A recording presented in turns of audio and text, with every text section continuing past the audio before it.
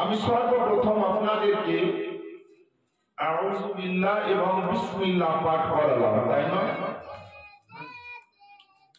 একবার বিসমিল্লাহ পাঠ করলে আল্লাহ রাসূল সাল্লাল্লাহু তাআলা আলাইহি ওয়াসাল্লাম বললেন, জীবনের যত অতীতে অন্ধকারে গোপনে প্রকাশ্য গুপ্ত সুপ্তভাবে যে গুনাহ আমরা করেছি আল্লাহ পাক সমস্ত গুনাহকে ক্ষমা করে দেবেন। জোরে বলুন আলহামদুলিল্লাহ। আল্লাহ পাক পবিত্র কোরআনের ভাষায় বললেন, وَقَالَ رَبُّكُمُ ادْعُونِي أَسْتَجِبْ لَكُمْ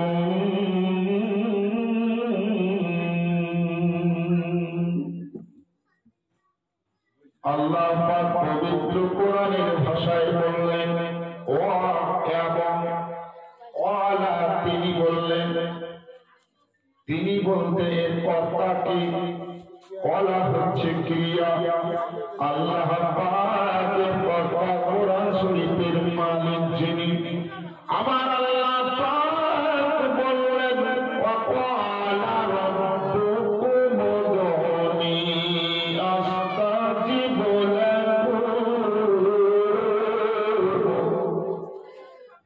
ওয়াকালা এবং তিনি বললেন রব্বুকুম তোমাদের প্রতিপালক, উদউনি গ্রহণ তোমরা দোয়া করো গ্রহণ করে নেবেন। কে গ্রহণ করবে?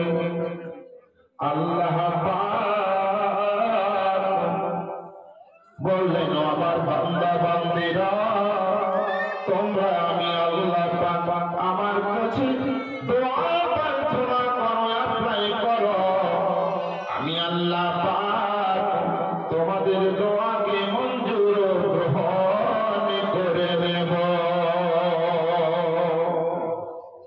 আল্লাহ পাক গ্রহণ করবেন কি? দোয়া। কার দোয়া গ্রহণ করবেন?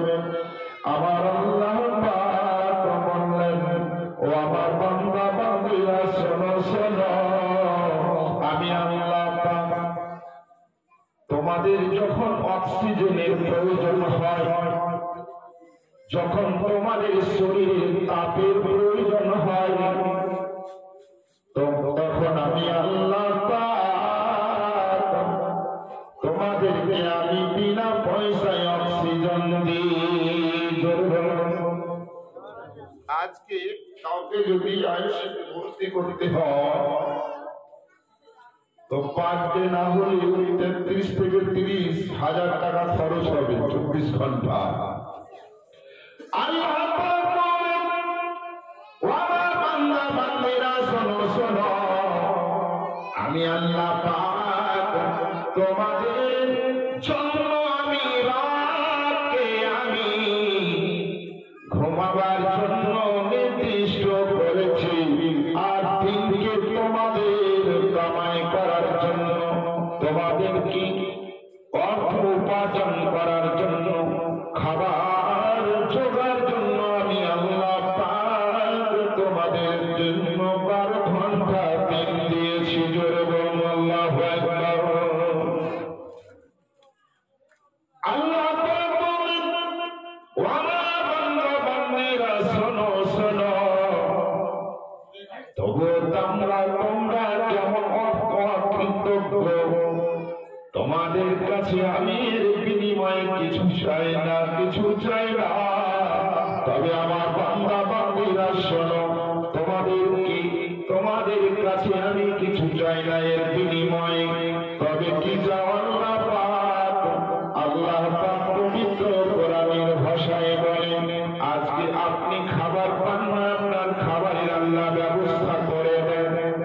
আজকে আমাদের ভারতবর্ষের বুকে আমরা কত জনসংখ্যা রয়েছে আজ পর্যন্ত সূক্ষ্মভাবে এর যেন পরিসংখ্যান এখন পর্যন্ত দেওয়া হয়নি। মানুষের জন্য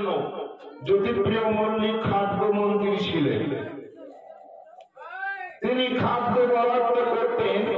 রেশনের ক্ষেত্রে গম কত লাগবে, চাল কত লাগবে, একজন ব্যক্তি চিনি কত পেতে পারি, একজন ব্যক্তির কেরোসিন কত প্রয়োজন হতে পারে।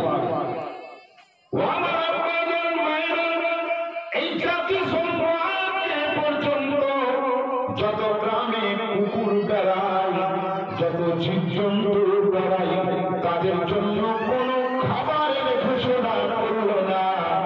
কিন্তু আমার আল্লাহ পাক বলেন, ওয়াহুবা খায়রুর রাযিকিন,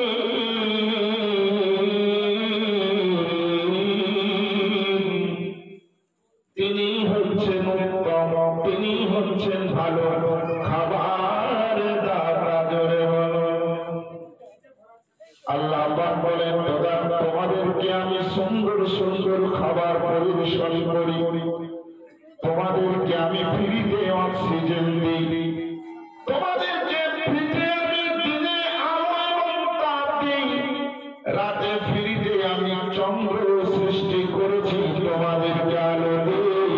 ও আমার বান্দা বান্দীরা শোনো, তোমাদের কাছে বিনিময়ে আমি কিছু চাই না, তবে কি চান আল্লাহ পাক পবিত্র কোরআনের ভাষায় সুন্দর করে বললেন। জোরে বলুন মারহাবা। ও মুমিন ভাই,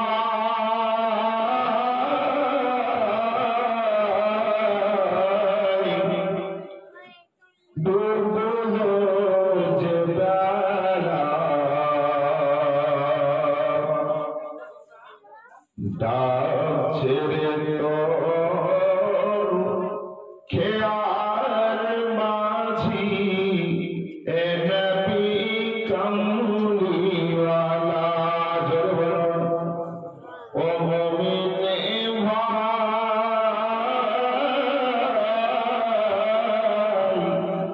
ডুবে গেল বেলা, ডাকছে রে তোর খেয়ার মাঝি, এ নবী কামলিওয়ালা।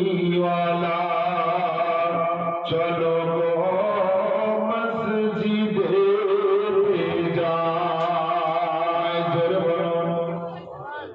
আজকে মসজিদে যখন আযান হয়, আমরা মসজিদের দিকে প্রত্যাবর্তন করি না, মসজিদের দিকে আমরা মুখ করি না, মসজিদের দিকে বিমুখ করে আমরা অন্যদিকে চলে যাই।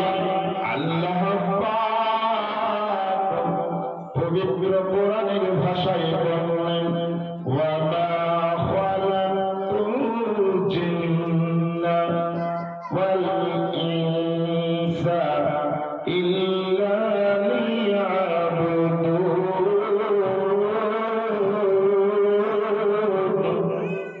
আল্লাহ পাক বলেন, আমি জিন এবং মানব জাতিকে সৃষ্টি করিনি, তবে আমি সৃষ্টি করেছি মূল উদ্দেশ্য, মূল লক্ষ্য আমার জাতির দ্বারা ইবাদত উপাসনাকারী। আজকে এই বিদেশি আত্মার শান্তি কল্যাণের জন্য এই মিলাদুন নবীর আয়োজন। ও আমার আব্বা জান মায়েরা, দোয়া আপনি কার কাছে নেবেন? আল্লাহর নবী জনাবে মুহাম্মদ রাসূলুল্লাহ সাল্লাল্লাহু তাআলা আলাইহি ওয়াসাল্লাম বললেন, আমার নবী আপনার নবী দয়ার নবী হাবিবুল্লাহ বললেন, সারা পৃথিবীর মধ্যে তিনজন এমন ব্যক্তি আছে, তারা যদি একবার দুই হাত উত্তোলন করে আমি আল্লাহ পাকের দরবারে যদি একবার আমার কাছে দোয়া চাই, আমি আল্লাহ পাক তাদের দোয়া সঙ্গে সঙ্গে গ্রহণ মঞ্জুর করে নেব। তিনজনকে, একজন হচ্ছে পিতা মাতা। জোরে বলুন আলহামদুলিল্লাহ। দ্বিতীয় জন হচ্ছে মুসাফির, ভ্রমণকারী, আর তৃতীয় জন হচ্ছে অত্যাচারিত ব্যক্তি, মাজলুম ব্যক্তি। আপনি একজনকে, ও নরম ব্যক্তি, আপনার পাশে বাড়ি ধরে নিন, তো আপনি পঞ্চায়েত এলাকায় 3 ফুট ছেড়ে বাড়ি করতে হয়, গ্রাম্য এলাকায় আমরা সবার হাত ছাড়ি। এটা আমাদের মতো সংবিধান, বিয়ে আম্বেদকরের সংবিধান নয় এটা। তো আমরা সবার হাত ছাড়ি, ছাউনি পানি পড়বে যাতে নিজের জায়গায় পড়ে। তো সেই ব্যক্তির দরিদ্র গরিব সে জায়গা আপনি বাড়ি করেছেন আগে, আপনি কিন্তু সওয়া হাতও ছাড়েননি, 1.5 ইঞ্চিও ছাড়েননি। কিন্তু সেই ব্যক্তি যখন বাড়ি করছেন পাশে, আমার 3 ফুট ছাড়া আছে, তুই 3 ফুট ছেড়ে কর, তো বেচারাকে 6 ফুট ছাড়তে হবে। ও আমার বাবা মায়েরা শুনুন, আল্লাহ পাক বলেন, যদি কোনো ব্যক্তি, কোনো বান্দা যদি আমার অন্য বান্দার যদি অধিকার নষ্ট করে, আমি আল্লাহ পাক সেই বান্দাকে ইঞ্চিতে ইঞ্চিতে আমি কাল কিয়ামতের ময়দানে বুঝে নেব। আমরা কোন ইমামের অনুসারী? ইমাম আবু হানিফা রাহমাতুল্লাহ আলাইহি, যার নাম নোমান বিন সাবিত। ইনি কেমন সূক্ষ্ম বিচারক ছিলেন, ইনি ইমাম কি করে হলেন? ইনি রাস্তাতে মাঠে ওনার মুনিশ আছে, যাকে বলি আমরা মুর্শিদাবাদে, তো ওনাদের জন্য খাবার নিয়ে যাচ্ছেন, জল খাবার। একটা কলসিতে পানি নিয়েছেন, ছোট কলসিতে, আর কিছু রুটি নিয়ে উনি যাচ্ছেন। জোরে বলুন আলহামদুলিল্লাহ। ও আমার আব্বা জামাইরা, তিনি রাস্তা দিয়ে যান, পথিমধ্যে যেতে যেতে 2 ভাই পরস্পর মিলে ঝগড়া করে। তার পিতার 1 বিঘা জমি তারা ভাগ পেয়েছে, বন্টন হয়েছে। তারা বলে আমার 10 কাঠা, তোর 10 কাঠা, কিন্তু আইনটা পড়বে কোথায়? বলে এই সোজা পড়বে, আইন পড়ে গেছে। কিন্তু সেই 2 ভাইয়ের ঝগড়া, কেন ঝগড়া করে তারা? তাদের এই আইন বলে আমার 10 কাঠার পড়ে চেপে আছে, তুই তোর দিকে সরিয়ে নে। ও কিন্তু জানে কোথায় কোটি বলতেছিল আমিন সাহেব।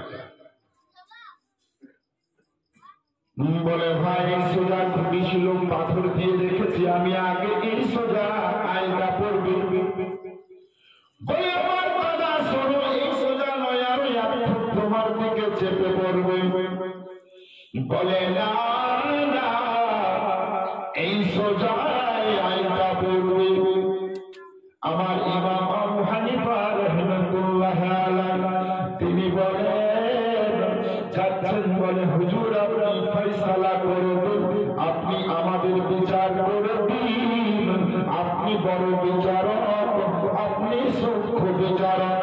আল্লাহ পবিত্র কোরআনের ভাষায় বলে, আল্লাহু খায়র, আল্লাহু ইউহিব্বুল মুকসিতিন।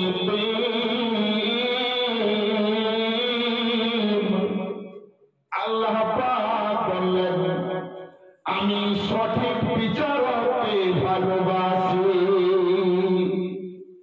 ইমাম আযম আবু হানিফা রাহমাতুল্লাহ আলাইহি, তিনি বললেন, ভাই তোমাদের বিচার করব তো করব কি?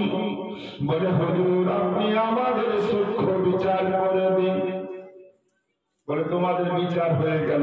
জোরে বলে, কিছুই বললেন না, বিচার হয়ে গেল। আপনাকে বিচারকের পদে আসীন করেছি বলে বিচার হয়ে যাবে বলে আপনি চলে যাচ্ছেন, একটু বিচারটা করে দিন। বলে বিচার হয়ে গেছে। জোরে বলে, কি করে বিচার হলো? আমার আবু হানিফা রাহমাতুল্লাহ তিনার কলসিটা দুই ভাইয়ের জমির মধ্য অবস্থায় আলীর উপরে রেখেছিলেন। তিনি তার কলসিটাকে উঠালেন আর কলসির পানি কিছু নিলেন। নেওয়ার পর কলসিটির সমস্ত শরীরকে ধৌত করে পানিটি তাদের সেই জায়গায় নিক্ষেপ করলেন। জোরে বলুন, বিচার হয়ে গেল। বলে আমরা বিচার বুঝে নিয়েছি, আমরা ফয়সালা বুঝে নিয়েছি। বলে কি বুঝলে? এই জমির মাটি ধুলো লেগেছিল।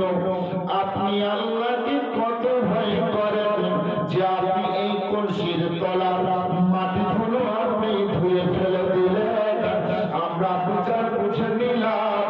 ও ভাই, তুই চাই তো চাষ যদি আমার জমির দিকে আর ফুটুয়ে নে, আমি সঠিক এই পাথরটি তুই যেটা বলেছে সেটাই হচ্ছে আসল মা।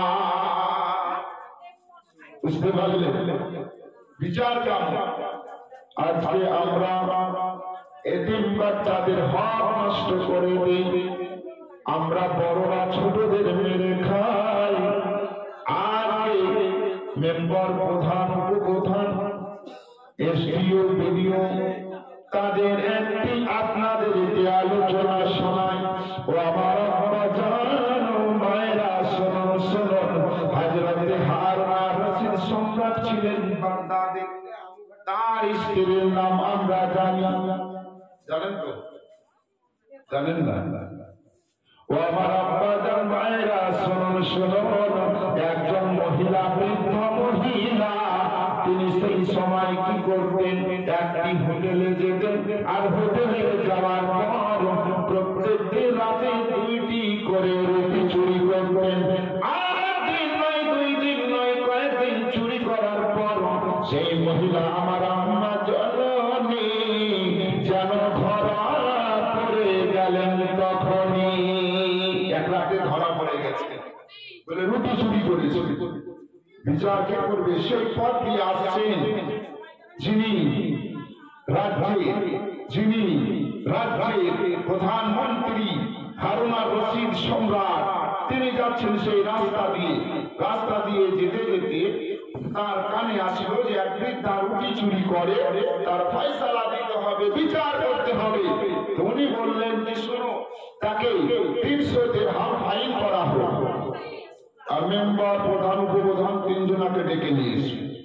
এই 300 দিরহামের মধ্যে 50 আমার কোষাগারে রাখো, আর 250 তার মধ্যে এই 200 প্রধান আর উপপ্রধানের কাছে আর মেম্বারের কাছে নেওয়া হবে, আর মহিলার কিছু নিতে হবে না। জোরে বলে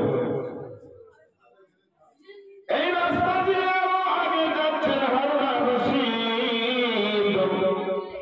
তিনি দেখেন যেন কবরস্থানে একজন শুয়ে আছে। জোরে কবরে চিন্তা মানুষ নাই, যায় না মরা মানুষ, মরা মানুষ যাবে না, কিন্তু একজন জিন্দা মানুষ আগে গিয়ে কবরস্থানে মুখ ঢাকা দিয়ে শুয়ে আছে। হযরতে সম্রাট হারুন রশিদ বললেন, যাও যাও দেখো কবরস্থানে কে শুয়ে আছে, কোন মোটা কথা শুয়ে আছে দেখো। গিয়ে দেখছেন তো মুখ ঢাকা। বলে চলো, তোমাকে আমাদের সম্রাট ডাকলেন। নারায়ে তাকবীর, নারায়ে তাকবীর, নারায়ে রিসালাত, হুজুরের আগমন, স্বাগতম স্বাগতম, হুজুরের আগমন। নারায়ে তাকবীর, নারায়ে রিসালাত, জনাব মাসলাকে আলা হযরত, নারায়ে তাকবীর, নারায়ে রিসালাত। এই দিকে বলে ডাকতে ডাকছে দুটো ঝাড়তে ঝাড়তে আসে। বলে তোমার মতন আর এই বেয়াকুফা পৃথিবীর বুকে আছে বলে কেন? বলে তুমি কবরে মরার পরে আসবে, তো তুমি জীবিত অবস্থায় আগে থেকে কেন শুয়ে আছো? ইনি কে? ইনি এক বিরাট আল্লাহ বন্ধু, আল্লাহর ওলি। জোরে বলুন মারহাবা। তিনি বললেন